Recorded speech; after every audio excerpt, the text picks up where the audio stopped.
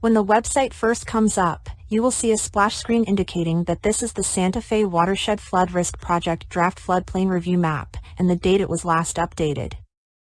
All information on the splash screen should be read before proceeding, most especially the disclaimer indicating that this map has been developed solely for review purposes.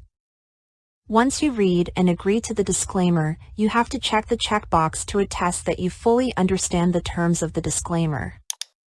Then click OK to proceed to the map. When the map first displays, some layers will be turned on or off by default. There is a listing of layers on the right-hand side. If you need to reach the splash screen text again, in the upper right-hand corner there is a button with an eye. Click on that button, and the splash screen text will appear where the layer list was. To return to the layer list, click the button that looks like a stack of paper. The layer list contains all the information available within the map. The layer called Santa Fe Watershed Streams is a reference layer showing creeks and rivers identified in the USGS National Hydrographic Dataset. The layer called Unrevised Areas shows the parts of the map that will not be changed with the updated FEMA flood insurance rate maps are issued preliminary. The Parcels layer is a reference layer to help property owners identify their property boundaries. The Comments and Feedback layer is an editable layer that can be used to provide feedback on the draft mapping. We will provide instructions on how to edit this layer in a moment. The Study Basins layer is a reference layer to help property owners know which subbasin of the Santa Fe watershed they live in. The Draft Floodplains layer show the draft flood zones resulting from the base and enhanced level modeling that was performed for this project. They are close to what will be shown on the new flood insurance rate maps when they are issued preliminary next year. Another reference layer provided for each county is called Changes Since Last Effective. The layers highlight areas in the mapping where flood zones will decrease, increase, or not change. The final reference layer provided is called Effective Floodplains. This layer is a digital representation of what is currently shown on the flood insurance rate map. The layers for Draft Floodplains, Changes Since Last Effective, and Effective Floodplains have many feature types.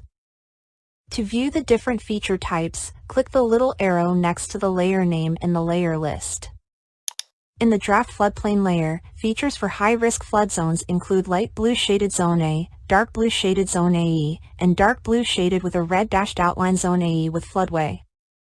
Features for moderate risk flood zones include orange shaded Zone X representing areas with a 0.2% annual chance or higher of flooding, and gray shaded Zone X representing areas with a 1% annual chance or higher of flooding with a depth of less than 1 foot. The Changes Since Last Effective layers have many different feature types. Generally speaking, features showing areas where the flood zone is decreasing are colored green. Features showing areas where the flood zone is increasing are colored red. And features showing areas where the flood zone is not changing are colored yellow.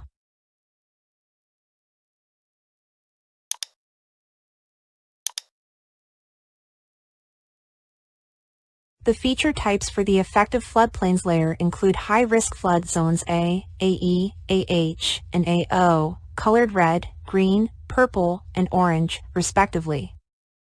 The moderate risk flood zone X is colored blue. We will now demonstrate how to search for a property and view the draft floodplains for that property. We will also demonstrate how to make a comment on the mapping. The property we are searching is 904 Southwest Ridge Road in Lake City. To search for this address, in the upper left-hand corner there is a search box that says Find Address or Place. We type the address in the box and hit the Enter key.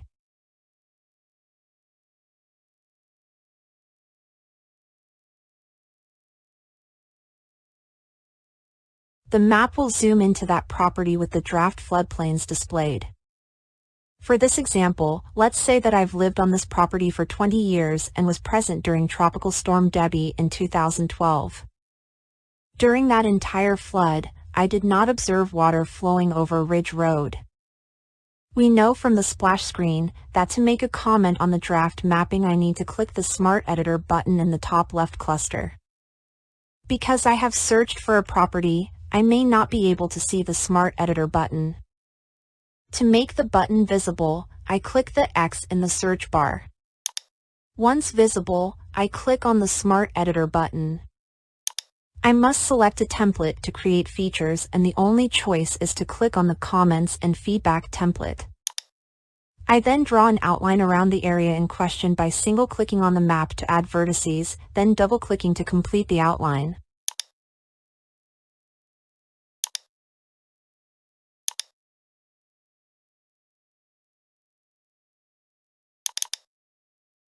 Once the outline is completed, the Smart Editor box allows me to enter information about my comment.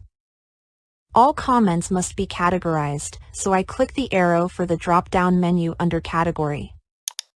My options are Observed Flooding, Other, High Watermark Available, and Draft Map Concern.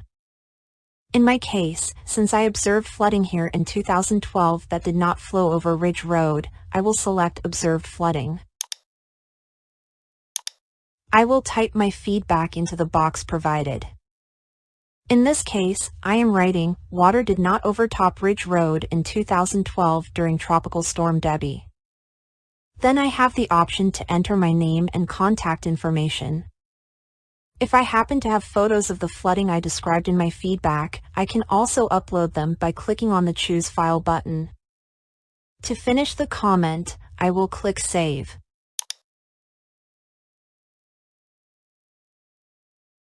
The comment has now been saved so that the Santa Fe River Water Management District and WSP can review and incorporate my feedback into the new mapping.